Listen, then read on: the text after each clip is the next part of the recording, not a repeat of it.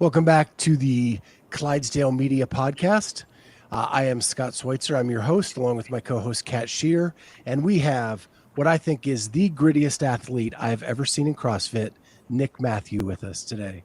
What's going on, Nick? Not too much. Thank you for having me on. Really appreciate it. Yeah, we got to know you last year at Granite Games. Got to see you out there on the floor, giving it all you got on every event, which was so cool. And then saw that kind of repeat this year. That's your hometown. That's your home field advantage. Mm-hmm. What's it like to be able to do that 2 years in a row? Just being down there in Minnesota is amazing. We have a huge community of people here at the gym that came down and followed us over there. I've been to a bunch of just different gyms throughout my journey in general in CrossFit anyway, and have kind of made connections and friends like throughout the whole time too. And it was just great to have everybody able to come out and have fun and enjoy those moments with us. Speaking of moments, how nice would it be to actually have a moment at a Granite Games where you know at the end of the event that you're going to the CrossFit Games? For sure. That would be great. Missed it the first year by 3 points, missed it the second year by 10 points. It's unreal. This next year will be a complete different story, though. Yeah, we hope so. Mm-hmm. What's it like? Do you prefer it being outdoors? Because Granite Games is the only one that is outdoors. Everything else is inside. Honestly, I feel like I perform better in the heat a little bit. I think that kind of helps me a little bit because I don't really get affected too much by that. I mean, the first year at Granite Games, it was insanely hot.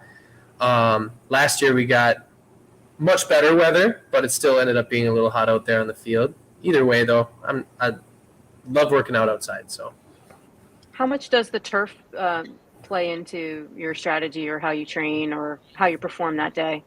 I should say. I feel like they've done pretty good with when we have like barbell movements and things like that. There's not too much of an issue with the turf because they have the mats down and how all that works. I don't think it made too much of an adjustment. How about what? Sorry. Nothing, like handstand walks? Handstand walks were a little bit different. I've done them on turf. We had turf here at the gym for the longest time, so it kind of like just doing it in grass. Nothing too crazy. Yeah. Although on the handstand walk and thruster workout this last time, my forearms blew up so much and I couldn't really like open my hand. It kept getting snagged on the turf a little bit when I was trying to walk, so that kept it a little exciting. Yeah. So you finished 6th place in the last 2 years. That moved up to 5th because of another situation, but when we watch you, you're always fighting for every point you can possibly get. It's throw your body across the finish line any way possible. It's do anything you can to get every little point. Do you think that has trained you well going into the rest of your career to fight for every point? For sure. And that's kind of something that me and my coach have worked on a lot too is, the workouts are going to hurt, but nobody's going to give me any points.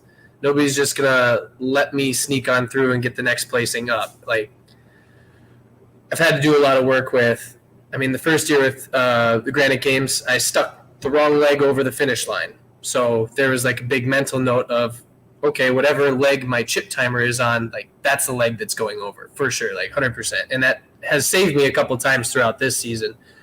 Going in Granite Games, I had a slide reel going on trying to get over that finish line. And I think there's just different things I've learned throughout the process to kind of keep me going in there, fighting for those points.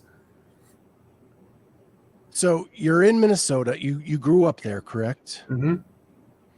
You're competing at Granite Games, home field advantage, and you keep just missing each year. Does that do anything to your confidence when 2 years in a row you just barely miss, like on your home turf in your home state? I don't know if it necessarily the home turf, home state had too much of an effect of that. It did suck having like all our friends and family and everybody came out, everybody that's cheering me on all the years and they're like tuning in and watching the event and stuff. Like it did hurt a little bit, like not being able to make it. And I think it stung more the first year of Granite Games, losing by those 3 points. And I guess the point difference isn't the biggest matter there, but that one did affect my confidence a little bit. And afterwards, I kind of went into last chance qualifier, still believing like, oh my God, all these other athletes, like just big names in the sport, perennial games athletes. And I'd look ahead at them and kind of talk myself out of, oh, I don't have a shot.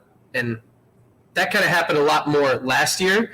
This year, right after Granite Games, I was like, okay, we're going to keep training. We're going to take a couple days off, but we're going to get right back into it and just give the last chance qualifier the best shot that I could. And the worst thing that could happen is I not made it, and then I'd already be training for the next season to come anyway. So kind of worked on my mindset and put a positive spin on it regardless this year.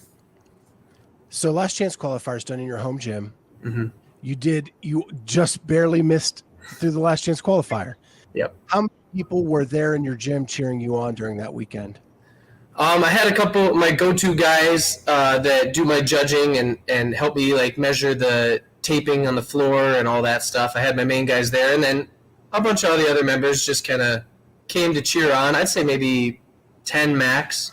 I don't like huge crowds when I'm doing like online qualifiers and things like that, just because I try to be a little bit more just present with my performance and just comfortable in the gym versus treating it like a big crazy competition with everybody yelling and screaming, go faster and don't put it down. And yeah. Well, the reason I ask that is when you eventually got the call or the email that said, hey, you're going to the games, you showed up with a contingent of people in Madison. Mm-hmm. We had a great turnout. Yep. Huge in the Coliseum, and you had spillover in the beer garden. Mm-hmm. People that could get Coliseum tickets, and then those that couldn't, and yeah, it was great.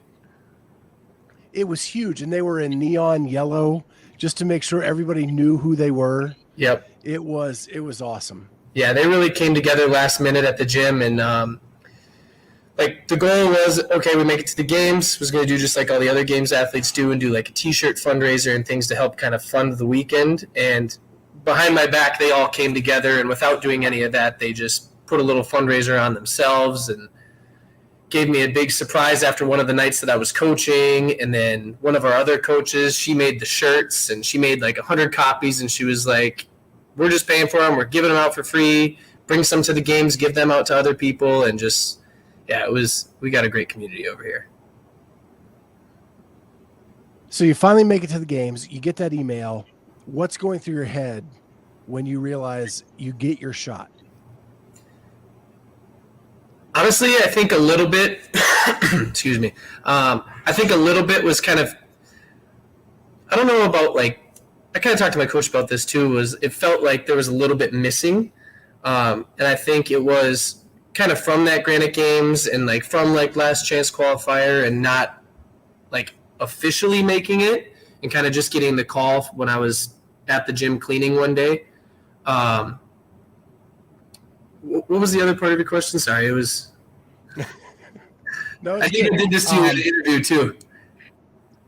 So what?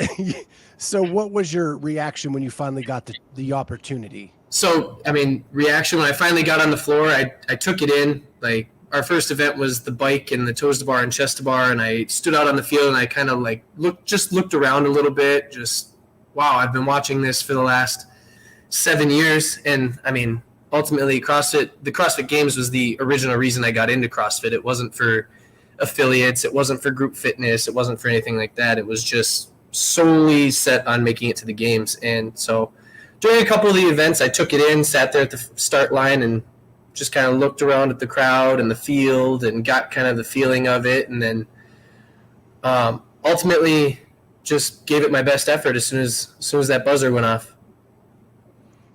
Was there ever a moment where you said to yourself, do I belong? Constantly. Done that over the years at every sanctional, every qualifier, every competition, and that's been one of my biggest learning curves is over the last 2 years, like I can beat these guys in workouts. I can hang with the best, and just carrying that over during my off season and knowing that the work that I'm doing is going to pay off. It is the right direction. It is what I'm doing, and just kind of trusting the process. And as soon as competition day comes, it's full head of steam. At what point during the games did you realize that you did belong? I would say, the speed medley, obviously the win I was ecstatic about, but I think it was the next workout, Elizabeth, that it was the elevated Elizabeth, that it was just a traditional CrossFit workout, and it wasn't something that had a super high specific skill demand, or it wasn't just lifting a heavy barbell or anything like that. And it was actually like a true CrossFit workout. And I think I took 9th in that workout overall. And I think that's just kind of what did it for me. It was like, okay, I do belong. Like, full new boat of confidence, and carried that just throughout with me the entire weekend. Had you ever traversed on the parallel bars before? Yeah, just some playground shenanigans. Ultimately, like, I've played at parks. Like, I used to run free workouts at different parks, and we'd use pull-up, like the monkey bars and stuff like that for pull-ups. And taking my daughter to the park and playing on just kind of having fun and playing with that stuff.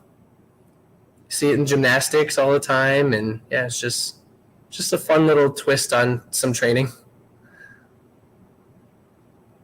So Amy's asking about the skill speed medley.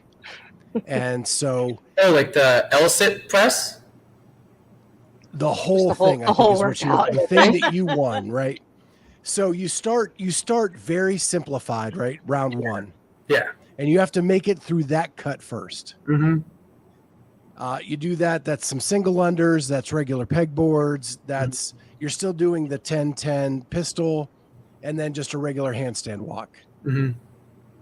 And then it keeps elevating every 5, or ever down to, what is it, 20? It went 40 to 20 to 5. To 5, yeah, something like that. So, at any point, did you think that you weren't going to make the final 5? At first, no. I was just talking with my coach, and I was like, I think I can win this one. And I was just kind of like throwing it out there, and just basically up until this point, my issue has been looking at everybody else's lane, looking at what other athletes are doing, how far ahead are they of me, are they going unbroken, am I not going unbroken, and just kind of paying too much attention on that stuff. And this was a workout in specific where you couldn't do that, because if you were worried about everybody else, it was so like technical and detailed that one miss on the hole of the pegboard and I fall down, boom, I'm out of the top 20. Or one miss on my single unders, or one trip up on a pistol, and you're out. So basically going into that workout, I was like, okay, I got to focus on every little thing that I do to make it as efficient as possible, and make sure that I just get it done the first try and don't have a mistake. So I just went about that, and going from that to the pirouettes to the crossover double unders, it was just that the whole way through. So looking at all of the different and new things that popped up in that skill speed medley, what was the one thing you were most worried about? I think the first round was what I was worried about, because the first round was everybody can do regular pegboards, everybody can do single unders for the most part. Well, we thought. We thought. That definitely did prove to be a challenge for some people, but it was just having the speed. Everybody can walk over the handstand obstacle now. Like, it was just get through that first round. And when I found that I got through that first round, I've done legless pegboards before. I've done pirouettes on my hands. I've done, double unders and handstand walk. Like, that was all. The second round, I feel like the most confidence.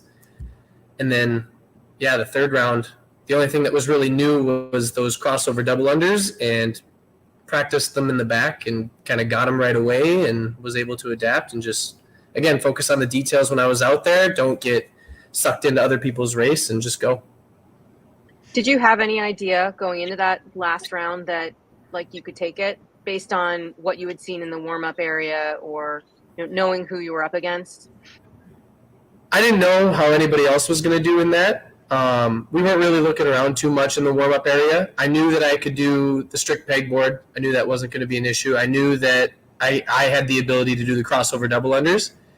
And then I knew in my head if I could press up on the handstand the first one, I was going to be able to walk across the beams no problem. And basically what happened was as soon as I got those crossover dubs done and I noticed that I was the first one out there, I was like, I can win this thing. And then as soon as I went from my L-sit and pressed up into the handstand, I knew it. I was like, wow, this is the first event I won at the CrossFit Games. And then I continued to shimmy across the beams and finish it out.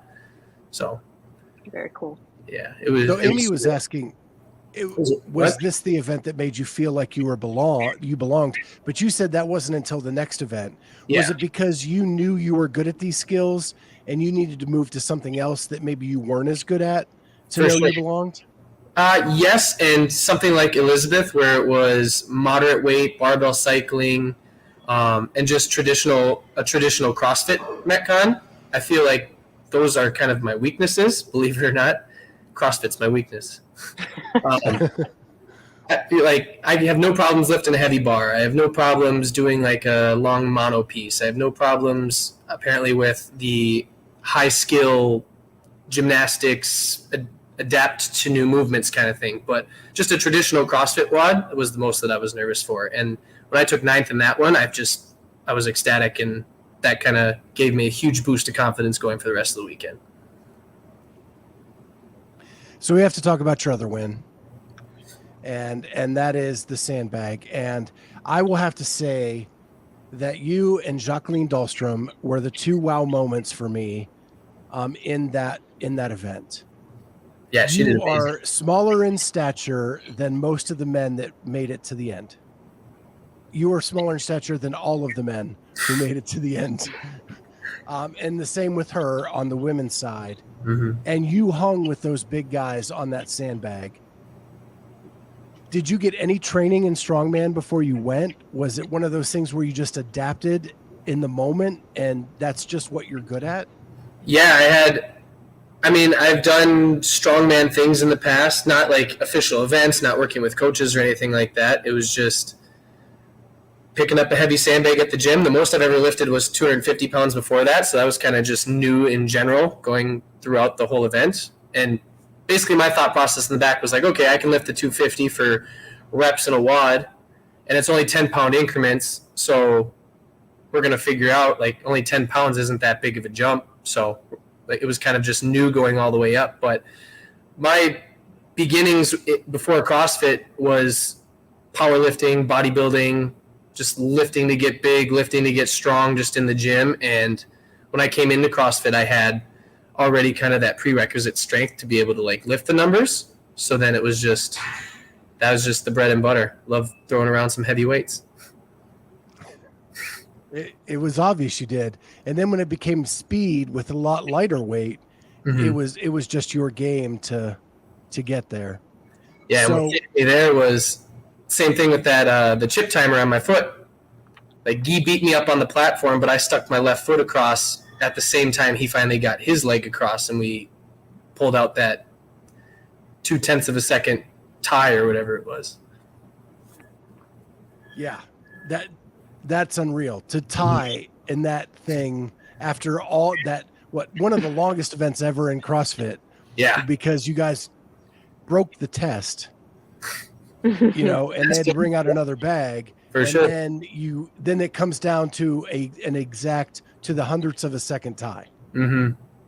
And I didn't have my glasses on, so I couldn't really see up on the board. I was trying to like sit there and squint to see how close mine and Guy's time was, and I couldn't make out the numbers. And he came over to me and told me that it was exactly the same, and I was like, oh my God, what are the odds of that? So you get 2 trophies. Do you have them displayed anywhere? Do you have plans to display them anywhere? I have plans to make like a little shadow box at home, hang it up on the wall with the Rookie of the Year belt, and I'm going to hang up my cropped jersey, the first one. I don't know, put other things in there, the jump rope that I used, maybe the grips that I used, and the shoes that I wore. So I got a lot of pairs of shoes now. Did Noble give you any flack for cutting the shirts? No. Talk to you about it. So I wore the crop shirt for the bike event, the first bike event, and I wore it for the speed skill medley. And after the speed skill, the athlete relations came up to me after the event when I was like cooling down, and they were like, "Did you cut all your shirts?" and kind of said it in like a stern voice. I was like, "Nope, just the one for now."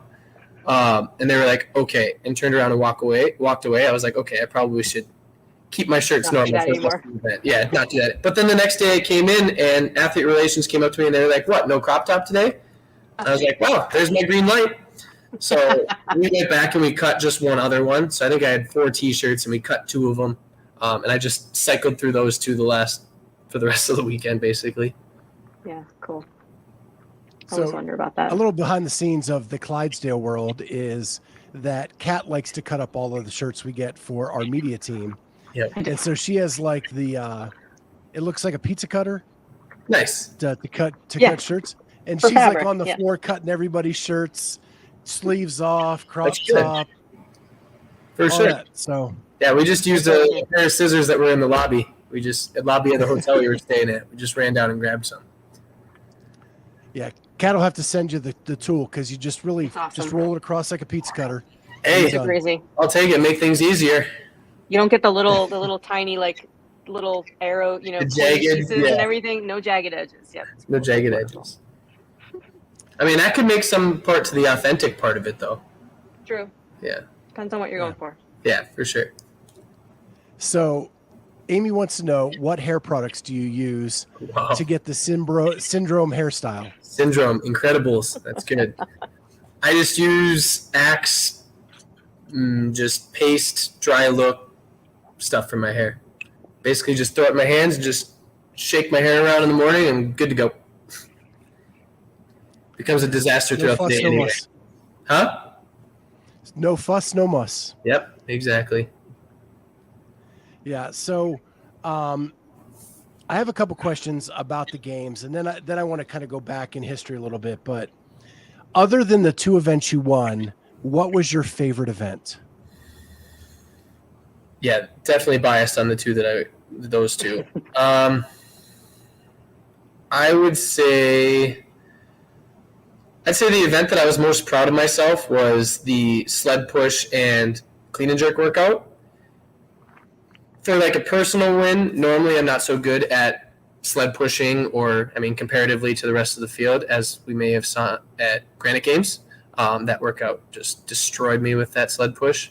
But I've been working on it a lot, so I'd say that one was pretty exciting. Unfortunately, they had to take out those rope climbs, but that ultimately would have been the best event of the weekend, I think, overall. Yeah. I wanted to ask you what you're most proud of, your most proud event. Yeah. Which may be what you just said. For sure. Yeah, exactly. Yep. Just for a personal win, not necessarily like my placing or anything like that. I think I took 13th in that event. Again, it was just a confidence boost, again, to take top 15 in a CrossFit workout with a little bit of sled pushing and grunt work. So, yeah. We should clarify though that the sled push at the games is very different than the torque tank. Would you say? Well, I think, yeah. Oh, did you have a sled? Do you have a sled at Granite, or did you have a torque tank? We had the torque tank the first year. The flip Which- sled. I also didn't like that one. Sled. And then the flip sled was this year, and Got it. yep, didn't like that either. That nobody flipped, right? Yeah, nobody I'm very flipped. confused about that. Yeah, and then we had the alpaca at the games. Right. So, I love sled pushing. yeah, But I'm a big guy, so that's just what I like doing. I'm the and little then- guy in the field apparently. What is the one event that you feel you can improve on the most? The swimming, for sure. And Really? yeah, I did not do very good in the swim, and just notorious for not being the best swimmer. I don't skip it in training. I'm just not the fastest. Over this last year, as soon as Granite Games was over, I was like, okay, I'm going to get comfortable in open water. So my focus was all this summer was getting out once or twice a week and just get comfortable in the open water. Like, I've never worn goggles in any of the events that I've competed for, like Granite Games in the past or Wadapalooza.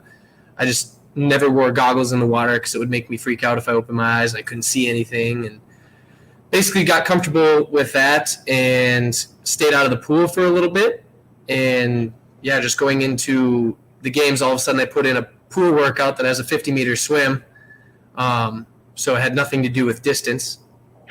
And I think just my mindset going into that event, I was like, oh, here we go, swimming. Like, I don't know if I'm going to make it out of even the EMOM part of the swim with the ski erg. And basically the warm-up, everything that could have gone wrong went wrong. My goggles were filling up. I was bumping into people on the swim. I just couldn't get comfortable. And my coach just basically told me to shut up, quit complaining, and just go out and do my best. So, yeah, and then after the event, I looked back, and it wasn't nearly as bad as I thought I was going to do in it, and I definitely think that there was more to give in that event. So, yeah, I'd say biggest improvement is going to be swimming over this next year. So Charlie wants to know, did you rip any chubbies on any of the events, Thigh Guy Summer? They didn't let me wear chubbies. We had to wear the Noble shorts. But no, those chubbies, they don't rip. They're good. They're solid. Charlie, that question makes me uncomfortable. Why is that? I don't know. It's the word chubbies. That's all. I know why. It sounded inappropriate. That's why. Yeah. Yes, it did. Yes, thank you. Thigh Guy Summer. Mhm. Chubby. So Charlie you knew mentioned that. your coach. You're a proven athlete. Mm-hmm. Who is your coach at the games? My coach is Matt Burke. I'm not sure if you guys know who he is. If you guys know the athlete Nicole Burke, it's her husband. Basically, we went down there. I've been down to Tennessee to train with the Proven team quite a bit over the last year and just kind of developed a relationship with him. And he's somebody that, unlike other people in the past, I listen to. Like, I respect his coaching.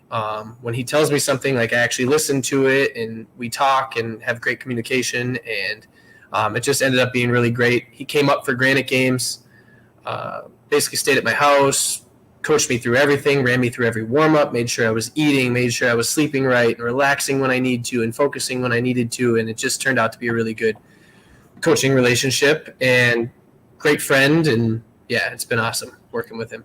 So, Coach Mathew.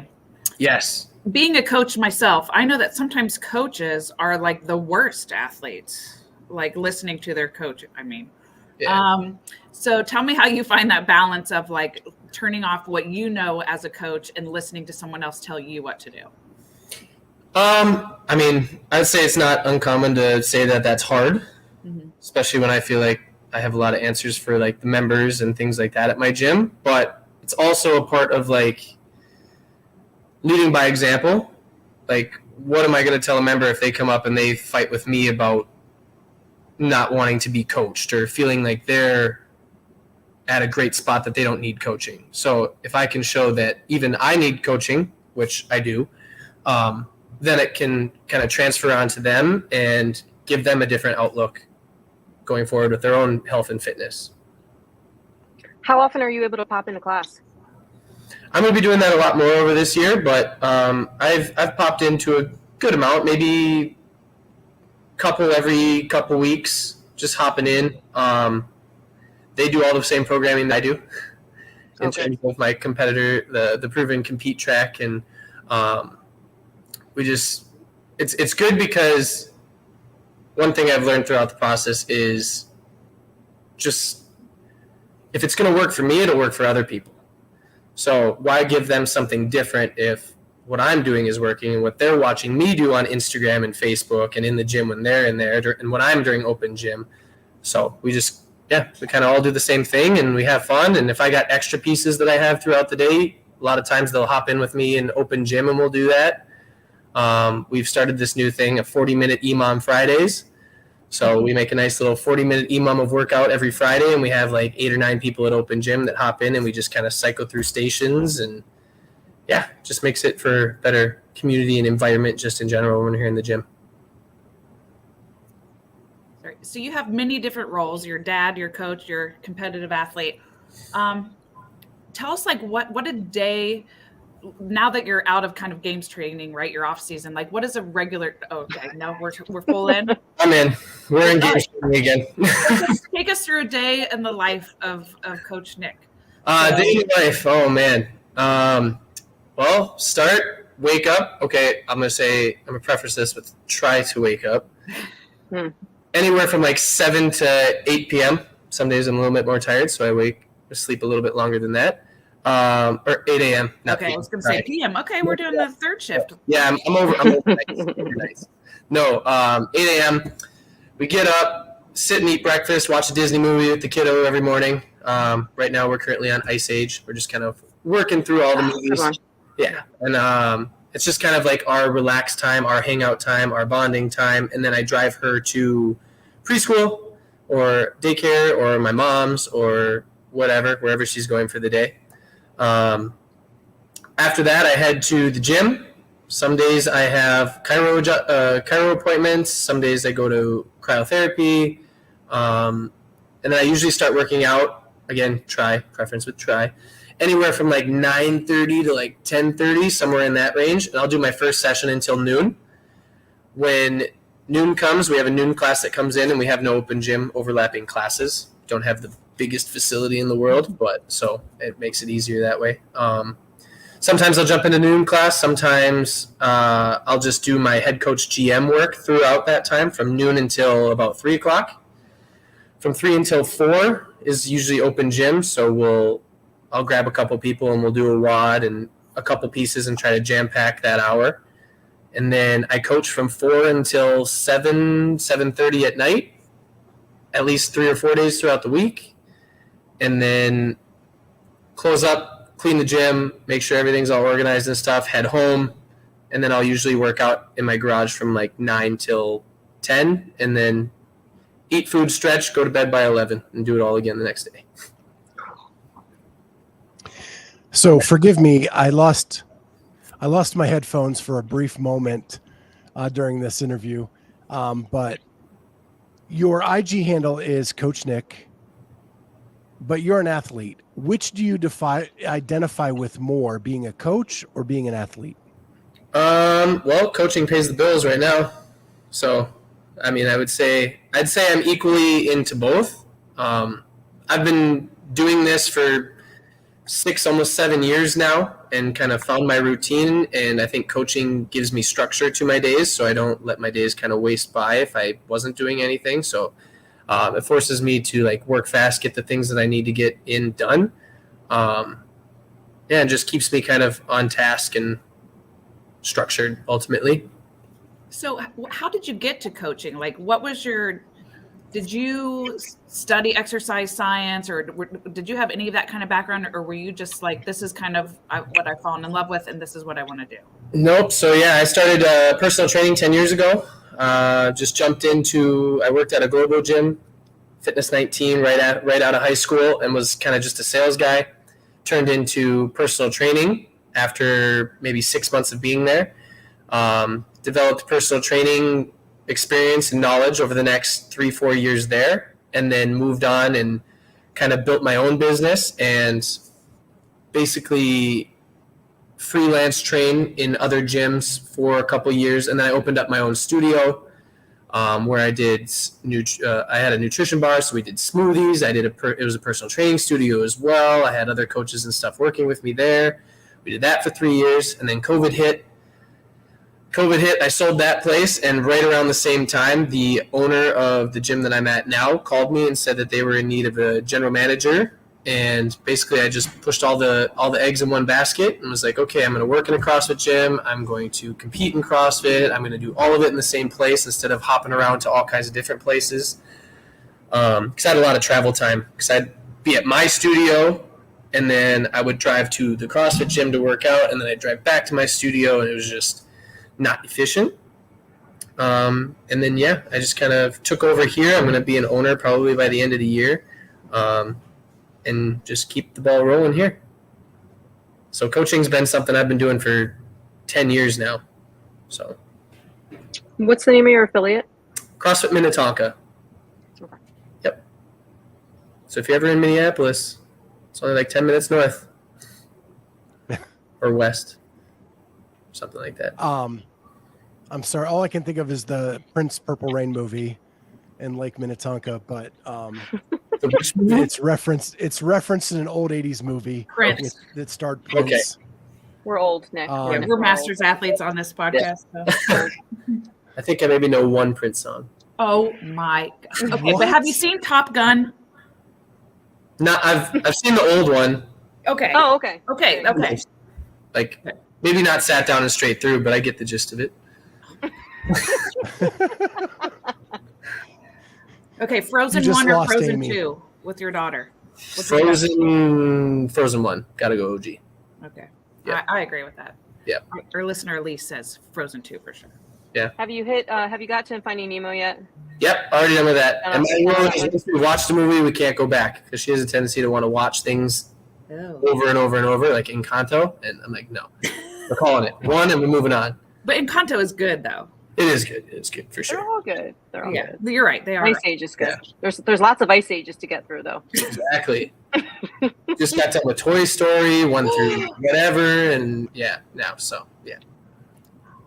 it's fun. It's good. It's our bonding time. So How old is she? she just turned 5. Have you been to Disney yet? 5. We're going in October. Perfect. Yep. Going just a couple months. Perfect age. Drop into some gyms down there too while I'm there. Yeah. CrossFit Mousetrap. I've dropped in there a couple times. Okay. Yeah.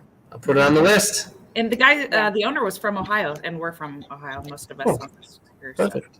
that was cool. For sure. I've lost total track of where we were. All right. I want to know What what did you do right after the games, Nick? What did I do right after the games? Yeah, like the last few weeks. Like I know you said games training starting. Like it didn't start Monday, right? Hopefully you took a few days off. A couple.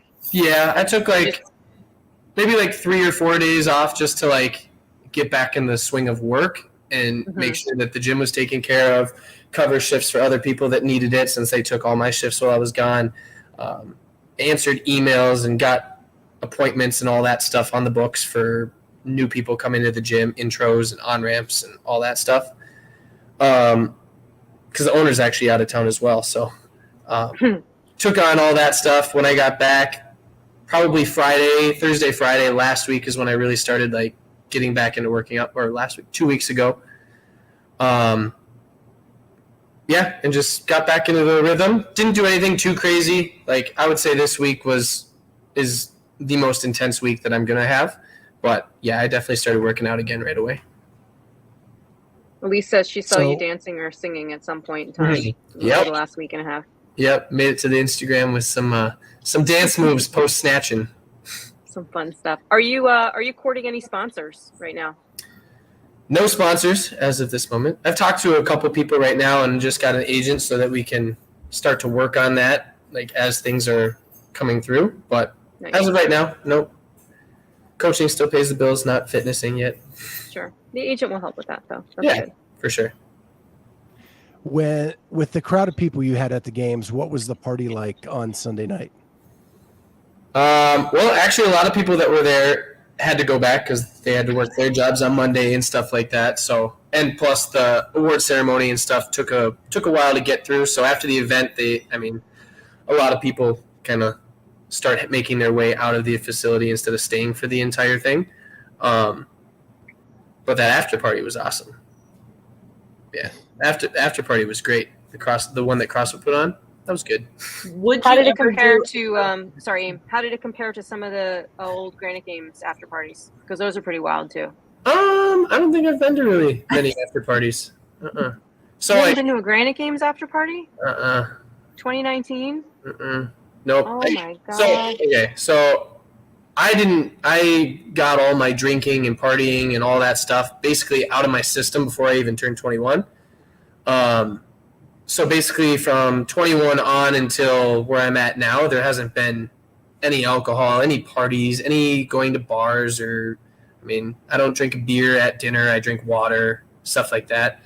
And then last year at Wadapalooza, we had a big turnout of people that came from up here down there too. And they like to get a little wild on the weekends and stuff like that. So I made an exception at Wadapalooza because we were all down there. It was Miami. It was just having a good time. And then that exception turned into an exception at the CrossFit Games as well. So got it. So yeah. maybe in the future. Yeah, just to be clear to our audience, I think they all know, if they know me, they know I have a glass of wine maybe 3 times a year. So I am not a big partier either, but I was a judge at the Granite Games in 2019, and it was one of those rites of passage where you have to go to the after party. And it was more to observe I felt like I was literally in a zoo observing CrossFit Games athletes just drunk off their asses. It was kind of funny, For sure. to see them sort of let their hair down and do what they did. So that's kind of why I assumed maybe you were there. But Yep, that was exactly what happened at the CrossFit after party. I just like the idea of a dance party. Like that's what I like about it. Not necessarily the drinking part. I just want to sure, just get down. Sure. Abe. Yeah. For sure.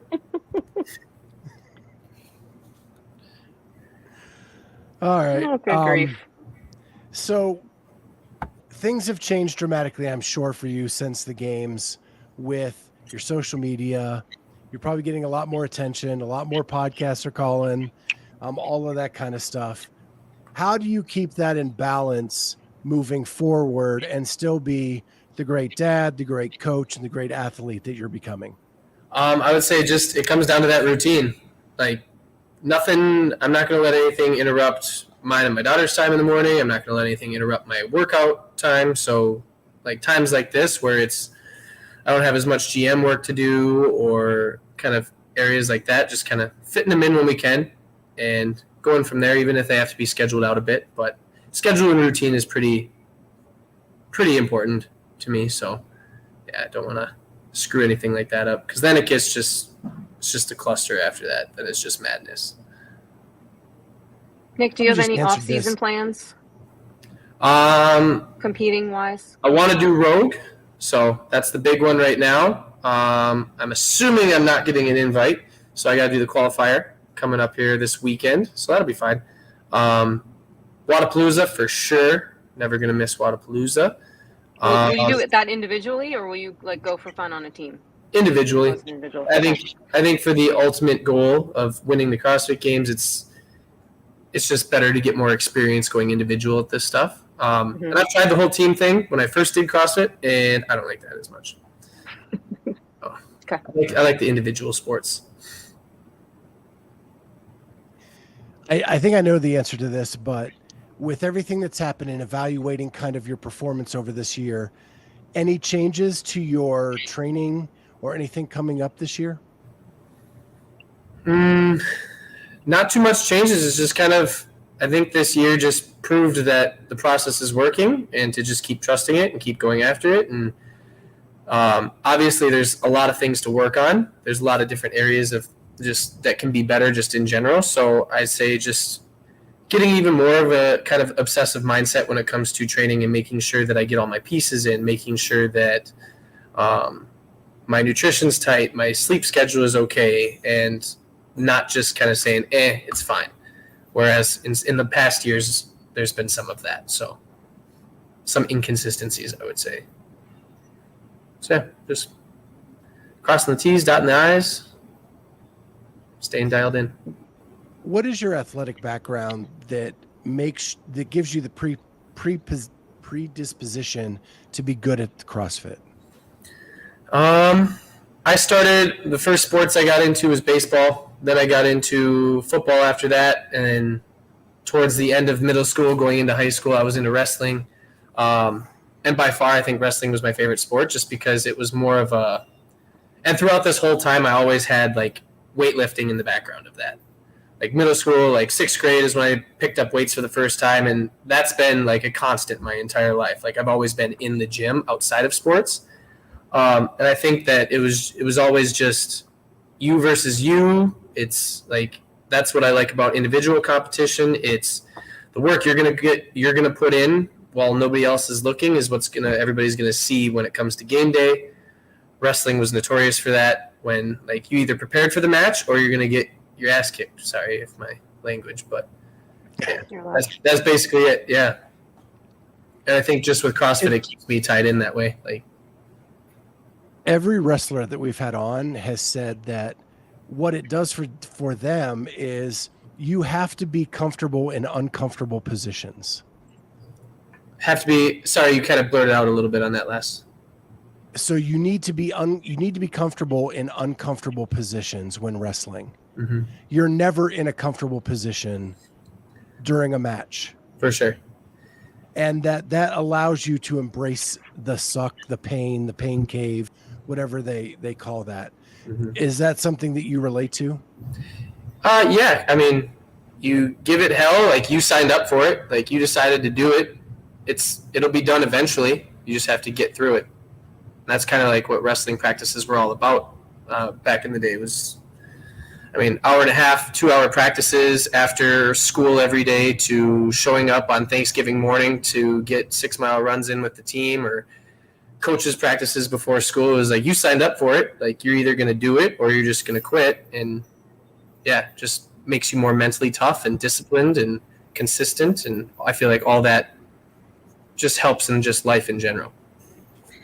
Do you have a mentor or somebody that you look to for guidance, whether that's spiritually, whether that's, professionally, or just as a friend? In terms of like mindset stuff, or Sure, yeah, or just is there somebody like a coach or somebody you look up to and kind of guides you?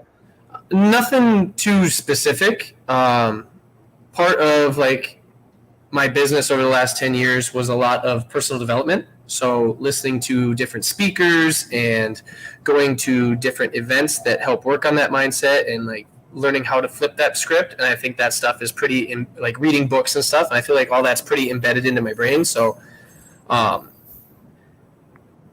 it makes it easier to not just get discouraged during things. It makes it easier to like stay the track even on the days that you don't feel like doing it. And I would say it's just kind of a collection of multiple different sources: books, podcasts, audiobooks, speeches, everything. Different speakers just in general. And does your daughter get to watch you work out at the gym, or watch you get to? Yeah, we got a whole home gym set up too. She's in sports herself, swimming and gymnastics, and she's grown up in it. Like, I was a stay-at-home daddy basically. She would just come to work with me for the 3 years that I owned my studio, and she would be doing burpees and helping me run my group classes, and like, she knows what all the movements are. She does pistols and burpees and pull-ups, and she just gets a huge kick out of all of that. She even comes in and no-reps some people in the gym during class. They will definitely attest to that as well. That's so awesome. She'd be like, why isn't he touching his chest to the floor? I really like her. Yeah, she's a savage. I love it. Yeah. Do you allow her to wear crop tops? No. Good. No, definitely not. Good. She's got a new swimsuit that I don't approve of. I know. It's so hard being a parent. And there's also like, Wait. oh, sorry, I was delayed. Yeah, a little bit. What No, I was just that? said, just you wait. Yeah, Just- It's worse. yeah, for sure. It's good to hear. That's good. That's good. We all have daughters. Yeah. You all have daughters? Yes. Yeah. Okay. Kat and I have Mine just turned 17-year-olds. 21. Yeah. 17 and 21. 21. Mhm. Wow. Yep. They're not girls anymore. They're Nope, young women, definitely and not. it's so scary.